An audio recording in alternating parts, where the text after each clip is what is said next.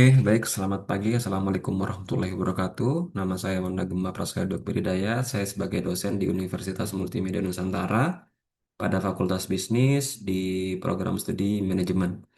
Pada semester 4 ini, saya mengampu mata kuliah metodologi penelitian dan pada hari ini teman-teman akan fokus di riset metodologi for business atau metodologi penelitian ya. Sebelum masuk ke pengajaran, izinkan saya akan menjelaskan RPKPS-nya atau yang bisa disebut silabus.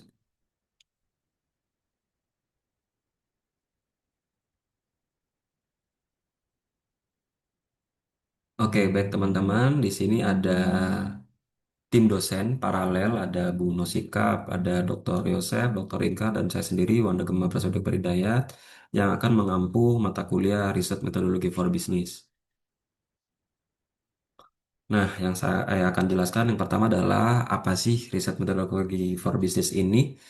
Jadi teman-teman nanti akan bisa gitu ya, paham untuk bagaimana membuat sebuah basic riset konsep, bagaimana teman-teman akan paham mengenai fenomena atau permasalahan yang ada untuk dijadikan sebuah research.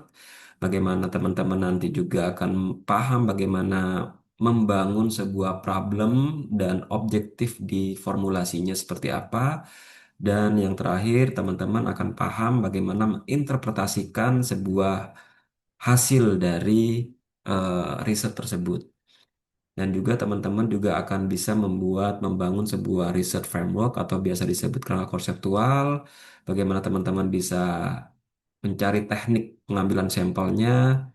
Dan teman-teman di akhir juga akan bisa menganalisa sebuah riset melalui tools statistik yang kita akan pakai di semester ini menggunakan tools statistik SPSS.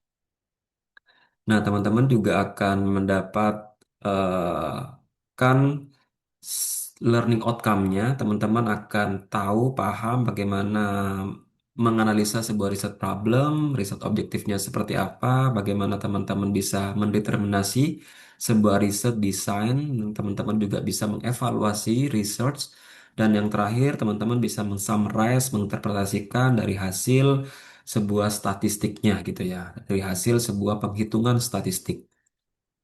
Jadi itu yang akan teman-teman dapat gitu ya. Dan saya juga akan menjelaskan topik-topik yang akan diajarkan dari pertemuan 1 sampai pertemuan 14.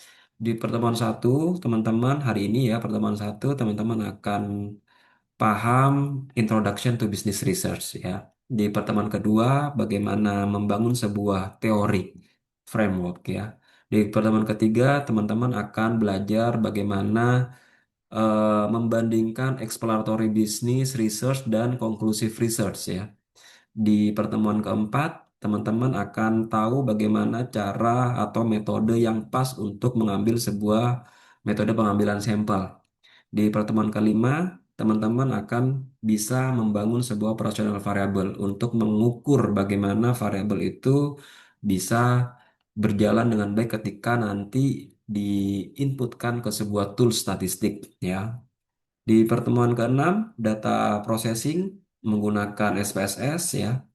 Di pertemuan ketujuh, teman-teman akan tahu bagaimana mensitasi sebuah artikel ya. Di pertemuan ke-8 data processing juga nanti teman-teman akan paham secara teknikal bagaimana multivariate research yang akan kalian dapat di pertemuan ke-8. Pertemuan ke-9 di multivariate, interdependence, faktor analisis seperti apa, ini teknis sekali nanti, dan di pertemuan ke-10. Di pertemuan ke-11 ada project presentasi maksud saya sampai pertemuan 14. Jadi teman-teman nanti diminta untuk membuat sebuah kelompok karena teman-teman akan meng-create atau membuat sebuah riset bisnis dari bab 1 sampai bab 5. Seperti itu. Jadi nanti maksimal ada 5 orang atau 6 orang gitu ya per kelompok. Nah, saya juga akan jelaskan bobot penilaian UTS, UAS, sama activity. Kita tidak ada tugas karena ini adalah mini research. Kita sebut aktivitas bagaimana progres nanti, progres dari bab 1 sampai bab 5. Untuk pada UTS ada bobot 30%, UAS 40%, UASnya 30%, maaf. Aktivitas 40%. Jadi kenapa 40% aktivitas lebih besar bobotnya? Karena kami di tim dosen berpikir teman-teman akan membuat sebuah penelitian atau mini riset dari sampai bab 5 ini patut diapresiasi gitu ya. Dengan bobot yang lebih besar dari UTS dan UASnya gitu ya teman-teman. Saya juga akan jelaskan teman-teman akan dikasih maksimal 3 kali tidak masuk, tapi harapan saya teman-teman harus harus lebih aktif gitu ya, bisa masuk full di 14 pertemuan. Karena apa? Karena riset metodologi for business ini sangat relevan nanti ketika teman-teman mengambil sebuah skripsi di semester 7 atau di semester 8 gitu ya. Harapan saya teman-teman bisa tetap sehat agar bisa mengikuti proses pembelajaran dari week 1 sampai week 14. Nah, reference yang dipakai di sini ada Sekaran, Zygmunt, ada Herr et al., ada Malhotra. Jadi teman-teman bisa belajar mandiri dengan reference-reference yang sudah saya tampilkan di sini gitu ya. Nanti ketika selesai kelas, teman-teman masih ada yang menjadi pertanyaan bisa mengacu atau merefer pada reference yang sudah kami tetapkan di sini. Baik, itu saja yang bisa saya sampaikan terkait silabus atau RPKPS. Kita masuk ke pembelajaran. Di pertemuan pertama terkait Introduction for Business Research. Research for Business. Terlihat ya? Harusnya terlihat sih. Terlihat, Pak. Baik, thank you, Oke, Sam. Mas Gaga. Oke, definition of business research. Jadi teman-teman harus punya analogi atau critical thinking yang memang benar-benar harus tajam ya ketika akan membuat sebuah penelitian atau research. Kenapa? Karena research itu bermula dari bagaimana kalian melihat sebuah problem atau masalah. Masalah itu tidak berupa angka dulu. Kalian misal melihat sebuah MRT gitu tiba-tiba kok menumpuk ya. Numpuk nih misalnya contohnya numpuk penumpangnya nggak bisa masuk. Nah, itu sebuah keresahan juga. Nah, itu kalian bisa angkat ke sebuah research. Jadi research itu bermula dari fenomena atau masalah. Nah, dari situ kalian akan mencari sebuah variabel apa yang cocok untuk mengangkat sebuah problem itu. Itu mudahnya seperti itu, analoginya seperti itu, penelitian bisnis ya. Jadi penelitian bisnis itu kalian bisa menginvestigasi secara ilmiah dan terorganisir ya. Berbasis keresahan, berbasis permasalahan dulu. Kalau sudah ada permasalahan itu, harusnya dia punya data untuk mencari apa yang menjadi masalah gitu kan. Berbasis data, kalian juga harus kritis, harus objektif dan ilmiah. Kenapa beberapa kali saya sebut ilmiah? Karena kita ada di dunia akademik dan ini akan menulis skripsi. Nanti goals kalian akan mini research ya. Kenapa ilmiah? Karena kalian akan dilandaskan atau didasari dengan sebuah teori, ya, teori buku atau jurnal. Dari masalah itu, teman-teman, kalian harus bisa memikirkan atau berpikir. Misal, contoh kedua ya, misal di sebuah perusahaan Suzuki gitu ya, setiap tahunnya penjualannya menurun gitu, omset Suzuki menurun. Itu kan sebuah permasalahan. Nah, permasalahan itu dicari dulu datanya, apakah benar penjualan Suzuki itu menurun tiap tahun gitu ya. Ketika sudah datanya diambil, ada data sekundernya, oh iya bener nih, menurun. Nah, menurun pun tidak berhenti di menurun aja. Menurun itu harus ada perbandingan year to year-nya. Jadi ketika menurun di tahun 2005, bagaimana di tahun 2024? Ditarik ke belakang. Ketika 3 tahun terakhir ada mengalami penurunan, itu wajib untuk kalian teliti kenapa dia menurun. Pak, kalau misalnya Pak, 2022 turun, 2023 naik, 2024 turun lagi, 2025 rebound dia. Itu juga harus diteliti. Tujuan private sektor untuk membangun sebuah bisnis untuk profit. Kalau seperti itu kan fluktuatif datanya ya. itu juga tidak menyenangkan CEO gitu, tidak menyenangkan pemilik bisnis. Pemilik bisnis maunya adalah profit seterusnya. Fluktuatif pun bisa kalian ambil untuk sebuah problem atau fenomena untuk kalian teliti. Ya, jadi seperti itu. Misal profit turun terus Suzuki, apa yang harus kita lakukan? Data sudah ada. Teman-teman harus bisa observe, ya, observasi. Tanya gitu dulu. Tanya dulu ke siapapun yang ada di Suzuki. Kenapa turun? Kalau bisa, saran saya memang harus ke top manajemennya. Pasti dia tahu. Kalian interview depth, interview dulu. Pak, setelah saya lihat, Pak, di 3 tahun terakhir penurunan penjualan mobil di Suzuki mengalami penurunan yang sangat signifikan. Kenapa, Pak? Iya nih, Mas, sales gua kadang datang, kadang enggak gitu. Kadang jualan, getol, kadang enggak. Biasa dia sebar flyer, enggak. Nah, itu kalian bisa bisa tarik kesimpulan nanti. Oh, berarti ada kaitannya dengan motivasi nih kayaknya nih. Dia tidak punya motivasi untuk menjual. Ya, apalagi nih Pak, iya nih kayaknya sih pendapatannya juga nggak bagus sih di sini gitu. Nah, itu bisa kalian tarik kesimpulan adanya kekurangan insentif. Dari situ sudah menemukan tuh ada beberapa variabel yang harus kalian ambil. Yang pertama performance, yang kedua motivation, yang ketiga insentif. Nah, dari situ kalian bisa ambil kesimpulan bagaimana pengaruh insentif motivasi terhadap performance di bisnis itu. Nah, sampai di sini paham ya teman-teman ya. Jadi memang jika kalian akan melakukan sebuah research, harus tahu fenomena atau masalahnya yang didasari oleh data dan kalian harus melakukan observasi. Setelah melakukan observasi, combine atau elaborasi dengan teori. Jadilah sebuah penelitian di awal ya. Di sini jelaskan nih, business research is more than conducting survey. Artinya adalah riset bisnis lebih dari sekadar melakukan survei. Jadi ada cara berpikir, cara elaborasi dengan teori, karena ini akan disampaikan nanti ya. Skripsi itu ujungnya adalah bagaimana kalian bisa kasih implikasi manajerial kepada CEO atau kepada organisasi yang kalian teliti. Berdasarkan apa? Data dan teori yang applicable. Ya.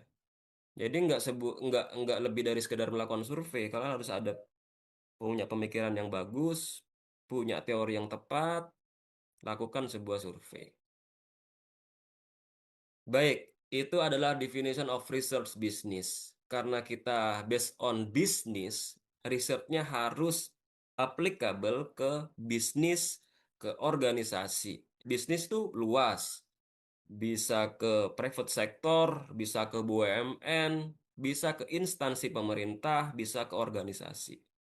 Ya. Oke, lanjut. Ada dua tipe research. Ada basic research sama applied research. Teman-teman harus tahu bedanya ini apa. Kalau saya harus bilang, kita memang fokusly di applied research. Di awal saya bilang karena kita akan memberikan sebuah impact atau dampak gitu ya ke sebuah organisasi atau ke sebuah bisnis. Itu applied research. Kalau basic research hanya penelitian dasar yang dilakukan tanpa adanya keputusan tertentu. Ya, jadi nggak ada applicable-nya, nggak ada dampaknya, nggak ada impact-nya. Dia that's it research. Dah, itu aja. Jadi di sini kalau kalian nanti akan melakukan sebuah skripsi, ya yang digunakan adalah applied research. Sebelum lanjut, penjelasan saya terburu-buru atau terlalu cepat atau belum bisa dipahami, bagaimana teman-teman? Aman ya? Aman, Sa. Aman, siap. Lanjut, ada Aman, beberapa Pak. contoh applied research ya, applied research. Karena saya di awal juga beberapa kali bilang ini untuk sebuah bisnis atau organisasi. Contohnya adalah bagaimana kalian akan meriset, contoh ya, riset mengetahui daya beli konsumen, riset mengevaluasi produk baru, Ya, biasanya new entrant produk-produk baru itu, makanya ya, pentingnya sekolah untuk kalian tahu bagaimana kalian ketika bikin sebuah bisnis baru, dia bisa diterima atau tidak di pasar. Itu harus dievaluasi dulu, di riset dulu, di R&D dulu, gitu ya. Yang ketiga, dari riset untuk mengetahui posisi produk dibandingkan dengan kompetitor, yaitu applied research ya.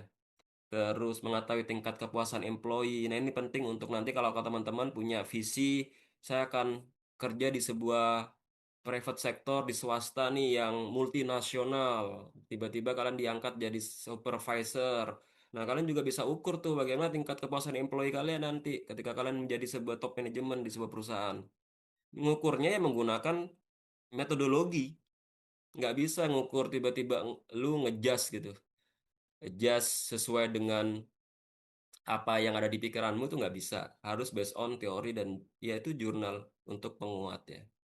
Terus ada riset untuk mengetahui efektivitas dari training. Nah, kalau kalian ada di sebuah HR nanti ketika udah lulus untuk melakukan sebuah pengembangan atau development seorang employee atau karyawan itu nggak serta-merta, oh Anda, kamu cocok saya tugaskan untuk training pengembangan AI. Nggak bisa tiba-tiba nunjuk seperti itu. Kalian harus tahu dulu apa yang dibutuhkan, apa yang kurang. Ketika sudah di training, apa efektifnya. Nah, itu teman-teman semua itu harus menggunakan metode dan metodologi. Riset untuk mengetahui presensi saham ketika nanti kalian menggunakan sebuah finance gitu ya, masuk ke bursa efek gitu ya. Terus riset mengetahui penilaian perusahaan, riset untuk mengetahui standar kualitas produk, riset untuk mengetahui performa mesin gitu ya. Itu semua contoh-contoh applied research. Jadi applied research intinya adalah bagaimana kalian bisa berdampak atau impactful kepada organisasi atau bisnis. Sebentar teman-teman ya. Untuk basic research saya skip aja karena kita fokus ke applied research ya.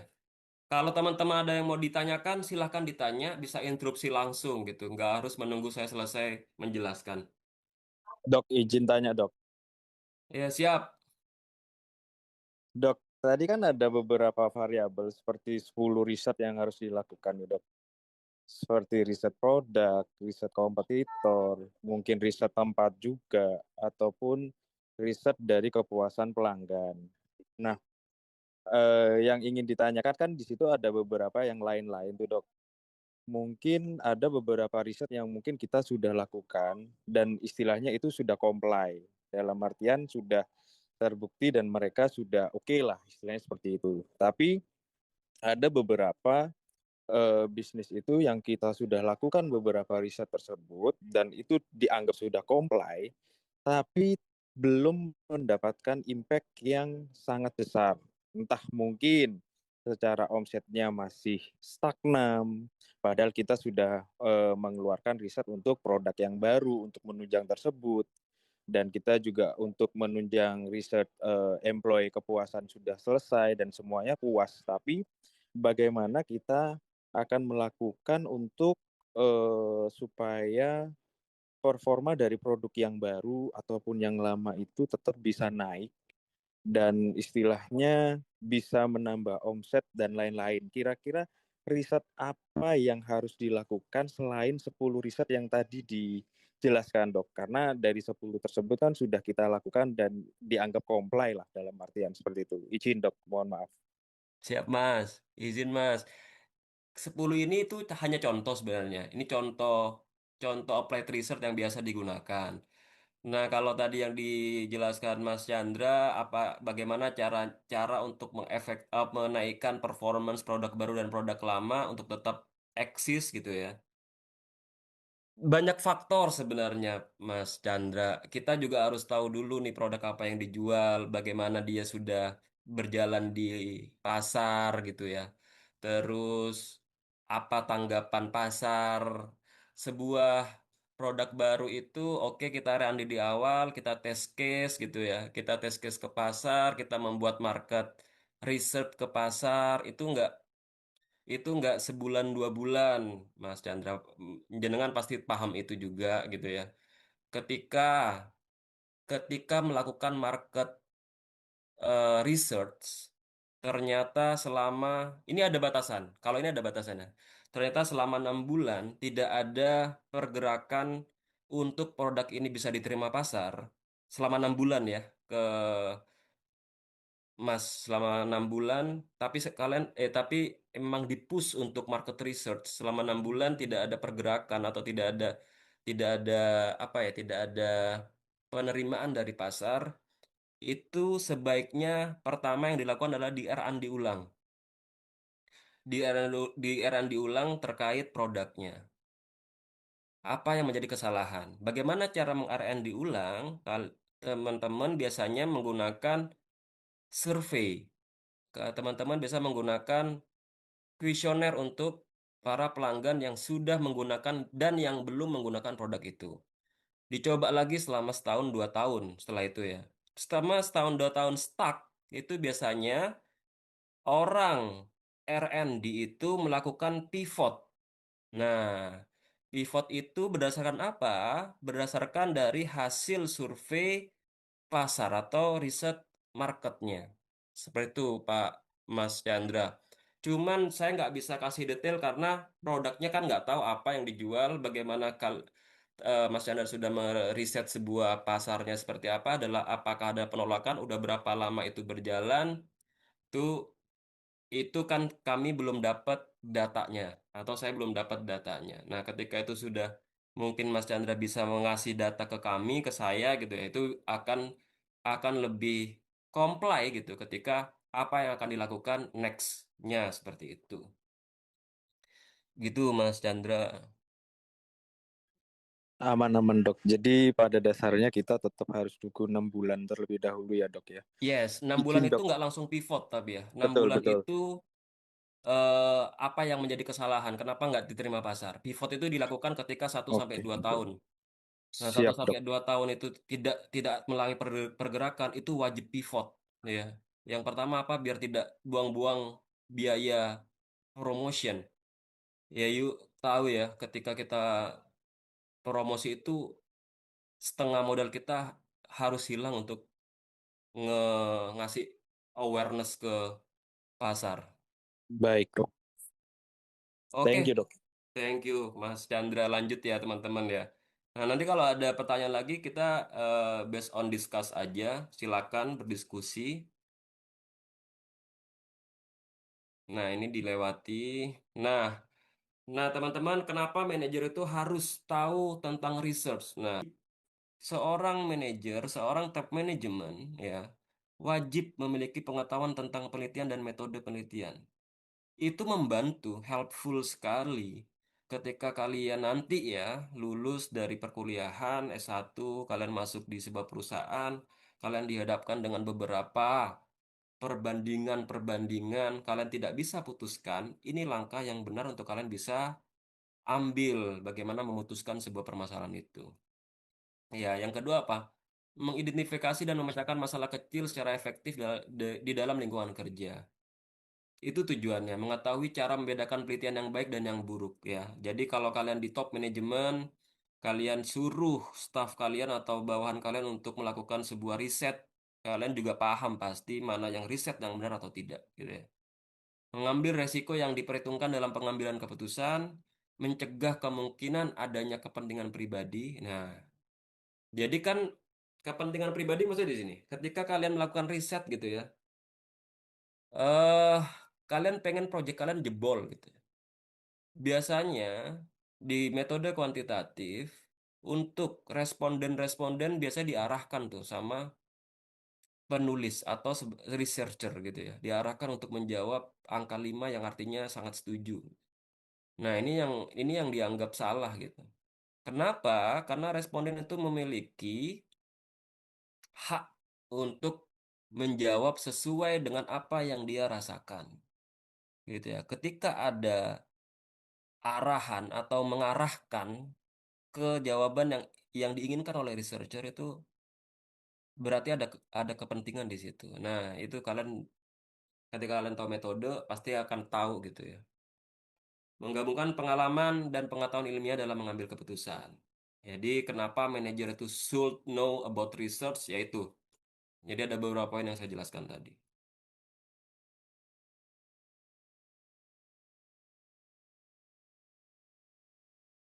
Nah, ini secara saintifik ya.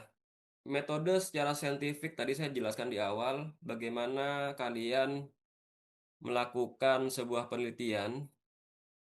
Yang pertama kalian harus tahu fenomenanya dulu. Fenomena masalahnya seperti apa, kalian observasi, kalian elaborasikan dengan pengetahuan. Setelah 3 elaborasi ini kalian sudah pikirkan, pasti kalian temukan hipotesisnya. Ya kan? Apa ada yang tahu apa itu hipotesis, teman-teman yang ada di sini? Dugaan. Ya, betul, Mas Gaga. Hipotesis adalah dugaan sementara. Nah, dugaan sementara memang di konstruk dari 3 tadi ya, dielaborasi dari 3 tadi. Fenomena masalah, kalian melakukan observasi, ada data, elaborasikan dengan ilmu, teori maksudnya ya. Terus muncul sebuah dugaan atau hipotesis. Nah, hipotesis harus divalidasi. Hipotesis harus diuji gitu ya. Menggunakan beberapa tools nanti ada di statistik, ada SPSS, ada Smart PLS, ada AMOS gitu ya. Macam-macam lah. Setelah hipotesis ini diuji, keluar hipotesis tesnya. Setelah hipotesis tes keluar, baru kalian bisa mengkonklusikan, menyarankan, ngasih implikasi manajerialnya seperti apa. Jadi sebenarnya hanya ini aja nih, the scientific method hanya berdiri di sini saja. Jadi dari 3 tadi, fenomena, observasi, knowledge, hipotesis, conclusion. Ya. Jadi jangan dilupakan ya, ini adalah pondasi untuk research atau mempunyai pola pikir di metodologi. Terima kasih teman-teman sudah hadir, sudah meluangkan waktunya hari ini untuk kita belajar sama-sama. Terima kasih Kita Bapak. bertemu lagi di minggu Terima kasih, depan. Bro. Harapannya teman-teman sudah lebih paham Thank lagi. you, Dok. Oke, saya tutup. Selamat pagi. Assalamualaikum warahmatullahi wabarakatuh.